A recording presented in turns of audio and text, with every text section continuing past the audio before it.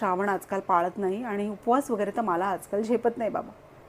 पण तीच दुसरीला बघून काय म्हणाली, तुम्हाला बरं जमतं बाबा हे श्रावण वगैरे पाळायला आणि उपवास करायला, मला काही जमत नाही. मंडळी, अशी चर्चा आपण नेहमी ऐकतो. आणि ज्यांना श्रावण पाळायला जमत नाही किंवा उपवास धरायला जमत नाही, त्यांच्या बोलण्यातनं मला असं एक जाणवलं की त्यांना असं वाटतं की दुसरे काहीतरी विशेष करतायत पण आपण ते करू शकत नाही किंवा प्रकृतीमुळे ते जमत नाही, त्यामुळे काहीतरी कमतरता आहे की आपण काहीतरी करू शकत नाही.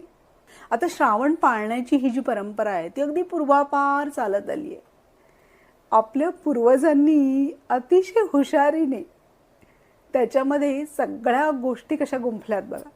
म्हणजे माझ्या समजुतीनुसार तर आध्यात्मिक मार्गातून शारीरिक आणि मानसिक शुद्धता असा श्रावणाचा खरा अर्थ